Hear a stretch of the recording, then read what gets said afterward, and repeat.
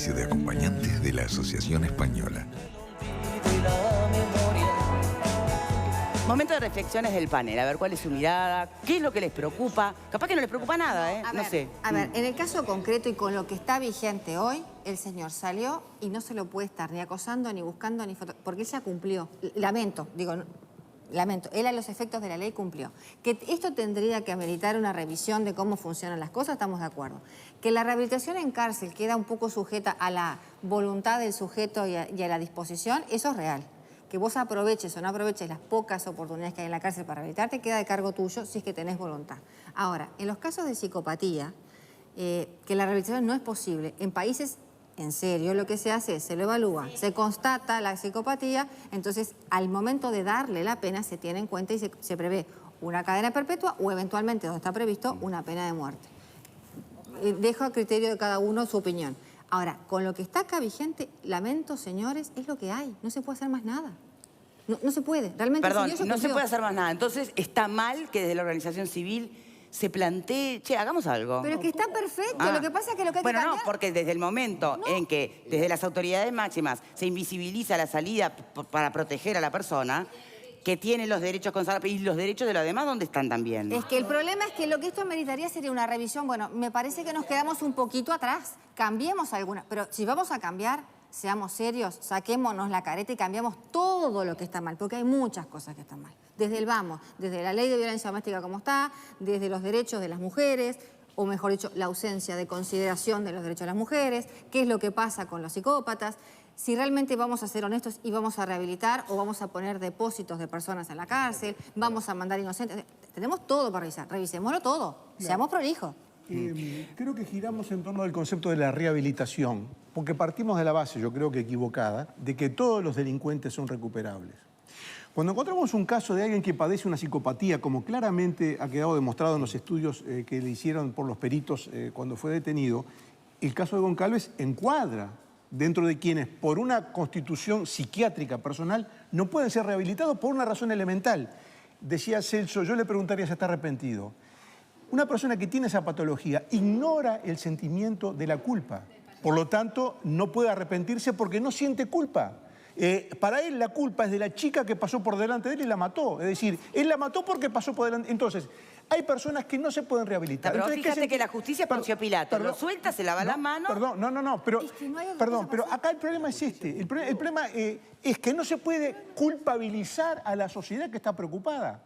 ¿Qué es esto de decir que se va a desatar una histeria? No, señor, es totalmente justificada la preocupación de la gente. Porque una persona que tiene esa patología nunca se rehabilita y puede asesinar en cualquier momento. Pero tratemos de volver al eje, Graciano. No, pero el eje es este. Pero a ver, ¿es la persona en cuestión o es el pensar que hay tantas personas como esta persona en cuestión? Pero no todos los homicidas, tienen esa patología. No todos los homicidas tienen esa patología. El tema es que hay muchos psicópatas sueltos que ni siquiera está preso. El tema es que hay muchos psicópatas que pero no todo psicópata va a matar. No todo psicópata comete un acto violento. Hay muchos psicópatas que pasa desapercibido, que estuvo en prisión y salió. El problema no es Goncalves, el problema es analizar, que me parece bien que la sociedad analice, me parece bien la crítica, y lo correcto acá es prevenir. Acá no tenemos sistema de prevención. Como decía la compañera, las cárceles son depósitos. Las cárceles no rehabilitan. Acá estuvimos sentados la gente del INR y nos dijeron que no, que el sistema de rehabilitación,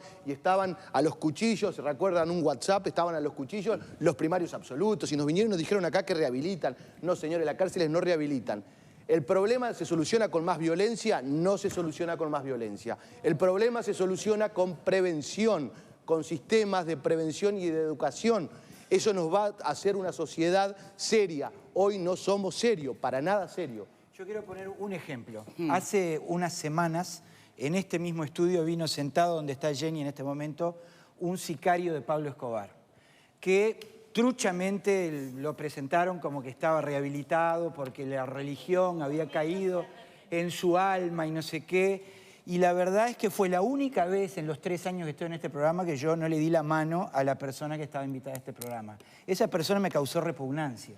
Bueno, pero ahí tú estás emitiendo un juicio personal sin prueba alguna, porque ¿qué sabes si no se rehabilitó? Y yo quiero reivindicar un sicario de Pablo Escobar que tiene decenas de muertes a su haber, La verdad es que no me creo una rehabilitación divina. Lo que yo quiero reivindicar es que la sociedad está en todo su derecho de sentir profunda repugnancia por Pablo Goncalves. Y temor también. Eso no cambia el hecho de que legalmente esté habilitado a salir en libertad. Y temor. Tenemos derecho a expresar esa profunda repugnancia. No. La repugnancia... Pero buenas tardes para ti. Así ya abrimos la pregunta para todos en casa y se suman desde sus propias casas. A ver. Exactamente, Victoria. Además, como lo están viendo en pantalla, ya están llegando una cantidad de comentarios al SMS, así que los invitamos a todos a que respondan la siguiente pregunta con respecto al caso Goncalves. ¿Debería difundirse una foto actual? Y nos pueden contar lo que piensan enviando un SMS al 1212 con la palabra Boca 1 por la opción sí y Boca 2 por la opción no. Estamos esperando sus comentarios también a través del mail estabocaesmia@tele12.com, Twitter @estabocaesmia12 y Facebook estabocaesmia12. Y como lo decíamos al principio, si desean comentar algo para que salga al aire y lo podamos leer en la pantalla, tienen que mandarnos un mensaje de texto con la palabra Boca. Dejan un espacio, lo escriben y lo mandan al 1212. Bien. Si contestás que no, está clarísimo. Ahora, si contestás que sí, tal vez además lo que pensás es que no solo Goncalves. Todos, tal vez, los delincuentes que hayan cumplido pena, que hayan estado privados de libertad por delitos de esos que atemorizan, ¿no? Porque yo insisto, yo no sé, y esto es subjetivo, personal, lo que sea, no sé si hay que tenerle tanto miedo a un Goncalves o habría que estar aterrado de, no sé, uno de estos que descuartizan cuerpos y matan a los hijos y después, viste, qué sé yo, que tampoco voy a saber cuando los liberan y mucho menos garantía de su rehabilitación. Estamos hablando porque este caso es conocido. A mí me gustaría la opinión, si me permiten un momentito, del inspector general retirado, que en su momento, además, en el momento de Goncalves, fue comisario, participó de una de las reconstrucciones. Juan Vázquez, gracias por acompañarnos. Buenas tardes. Exdirector de Policía Técnica. De los 3 homicidios, por lo menos en una de las reconstrucciones participó, ¿verdad? De las 3. De las 3. De las 3 en segunda instancia. Bien. ¿Y? Bueno, en esas reconstrucciones Pablo Goncalves se presentó como totalmente inocente. Es decir, ¿Ya había cambiado de abogado? Ya se había cambiado el staff de abogados que lo representaba y la declaración era de total inocencia, así que por lo tanto se hizo toda una reconstrucción en los lugares donde supuestamente habían sido los homicidios, es decir, en la casa propia de Goncalves. Fuimos a Solimar, donde habría quedado el cadáver de Miller, y también fuimos a Punta del Este. Y se reconstruyó en base a datos que él antes había dicho. Se reconstruyó en base a dichos y algunas, digamos, situaciones probatorias que no tenían duda que hubieran ocurrido. Es más, en algún momento, ante la negativa, hubo claramente declaraciones de profesionales forenses que dieron un claro indicio de que las manifestaciones primarias de Goncalves se ajustaban 100% a lo que se encontró en la mesa de autopsia, lo cual no podía ser ni inventado ni plantado como se había manifestado por parte de Goncalves. Sí, él había manifestado, poco menos que bajo tortura había declarado, ¿no? O había confesado cosas que casualmente justo coincidían. Él había manifestado que había declarado bajo apremio y que algunas pruebas se habían plantado. De hecho, se hicieron pericias, algunas determinando los lugares donde se encontraron algunos indicios como agendas, monederos, en el callejón de Yo, atrás del hipódromo de Maroña. Y también se hizo una pericia muy clara, que fue de una corbata de color verde y blanco a rayas, un corbatín que no termina en pico, sino que termina rente, muy especial el modelo, que era parte de un trío de corbatas que faltaba una. En su casa. Y o casualidad, esa corbata condecía con un modelo que lo vendía una firma inglesa que hacía a la fecha 30 años que había cerrado. Y bueno, se hizo una pericia en la cual se coteja esa corbata con una foto que tenía Pablo Goncalves de niño, se hace un conteo de las rayas, se amplifica la foto y se determina que la dimensión y la cantidad de rayas era similar. Por supuesto, esto no es un ADN, no es una huella dactilar que tiene un 99,99% de posibilidades de certeza. Es un indicio de gran importancia, que es difícil de refutar. ¿Puede haber otra corbata igual? Bueno, por supuesto, porque si la corbata no es hecha por una persona en forma manual y es inédita, evidentemente que si esa firma hace 30 años vendió, debe haber vendido más. Pero da la casualidad que justamente del trío que había en la casa de Goncalves faltaba una, y esa una se encontró en el cuello de una de las víctimas. Son pruebas bastante difíciles de refutar. ¿Algo más contundente aún? La declaración, una de las cosas que yo recuerdo es la ubicación del coche en Solimar. Se hace una planimetría muy pormenorizada de cómo se encuentra el cadáver y de las huellas de neumático que habían en un sitio muy particular, con una angulatura, con una medida, con una trocha que definía a un auto... Desde donde él arroja el cuerpo, ¿no? Que coincidía con el auto de la víctima, que era el que se había utilizado para trasladarla. Y, de acuerdo a las manifestaciones tomadas en sede administrativa y en sede judicial, Goncalves había aceptado, es más, él voluntariamente en la reconstrucción manejó un coche de la policía y lo colocó en una situación que solamente quien estuvo ahí anteriormente puede hacerlo, porque si no, no puede adivinar en qué lugar y cómo utilizó el delincuente, digamos, en sospecha, para poner... Y ahí no hay apremio ninguno, es decir, ahí fue ante la vista de todos los funcionarios. Fue voluntariamente ante la primera declaración que se le tomó en sede judicial. ¿Y usted recuerda qué dijo después? ¿Cómo se desdice de todas sus confesiones? Lo que yo puedo atestiguar que vi durante ese día, fue un día completo, una jornada completa, porque tuvimos que viajar a Punta del Este para hacer la reconstrucción en la parte de La Mansa, donde se encontró uno de los cadáveres.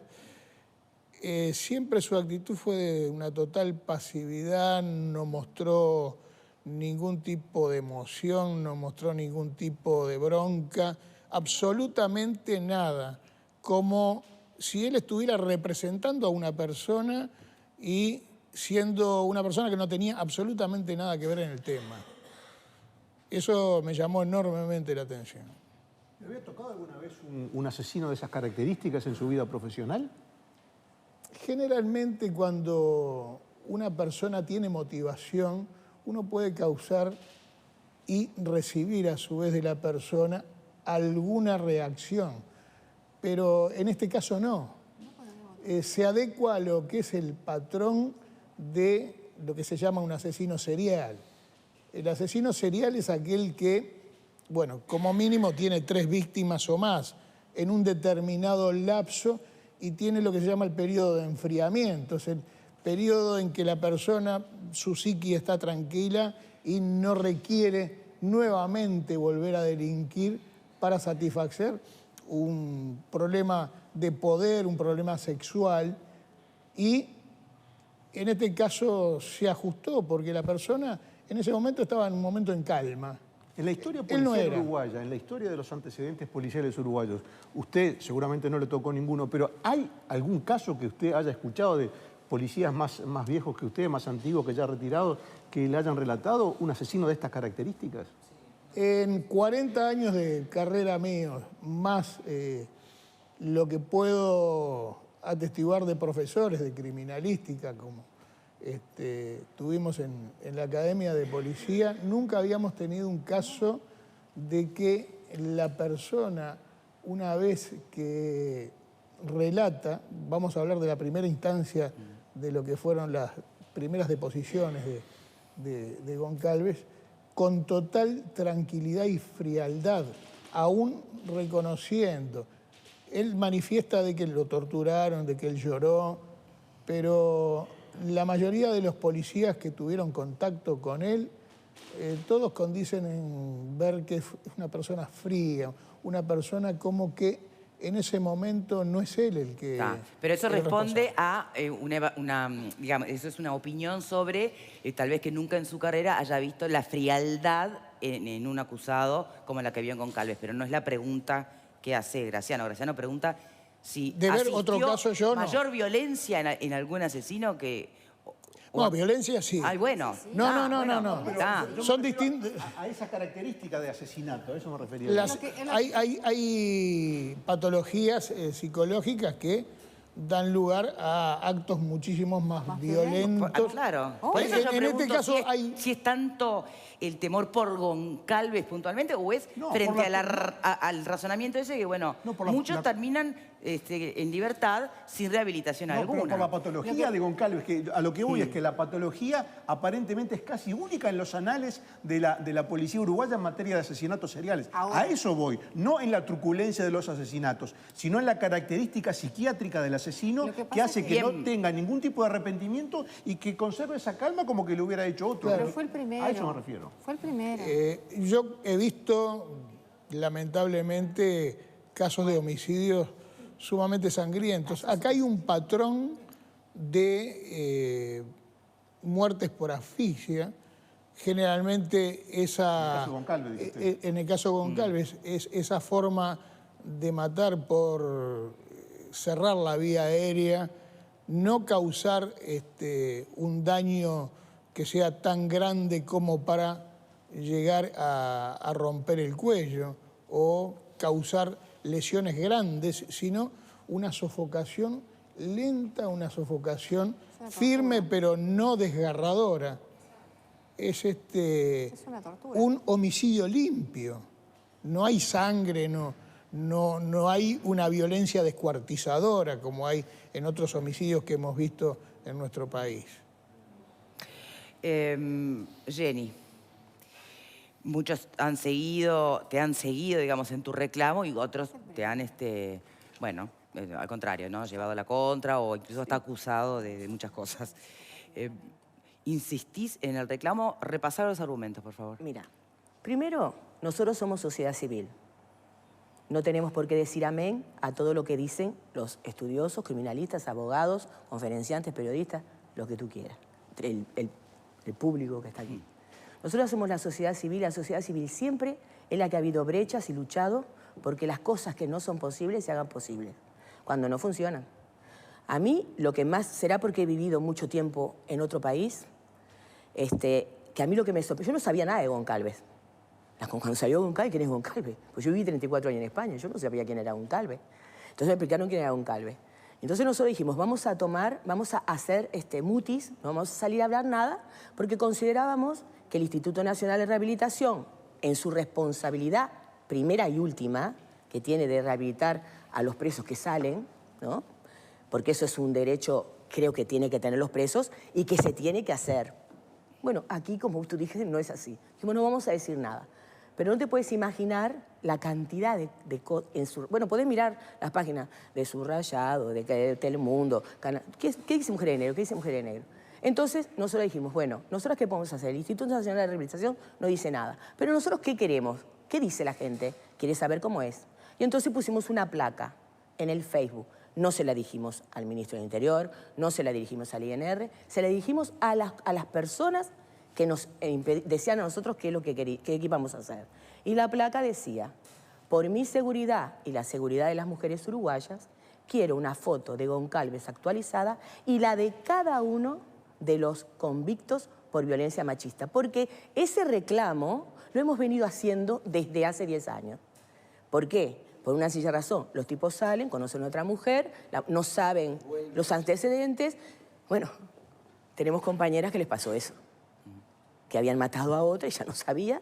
Y se enteraron porque la suegra en una pelea se lo dijo a los 8 años de casada. Porque era una perfecta persona. ¿entendés? Por eso empezamos a pedir. La gente se quedó en eso, pero en realidad a nosotras nos parece una responsabilidad. La ley dice que él es apto para salir. Y nosotros la ley dice que cumplió la pena. Cumplió la pena, eso dice. No dice más y nada nosotros que eso. decíamos, estamos estigmatizando a este hombre que tiene todo el derecho. Pero los derechos de los demás, ¿yo no tengo derecho? ¿Vos no tenés derecho? ¿Las chiquilinas de 18 años tienen derecho? ¿Esto es hacer opinión pública y escandalizar a la gente? Es la verdad, es la verdad. Porque si vos... a mí lo que más me escandaliza, ¿sabes qué? ¿Cómo es posible que sabiendo que es un psicópata, que puede matar, lo suelten? No sé, tiene que haber alguna triquiñuela legal acá, el abogado. Debería de haber pensado algo. No la hay.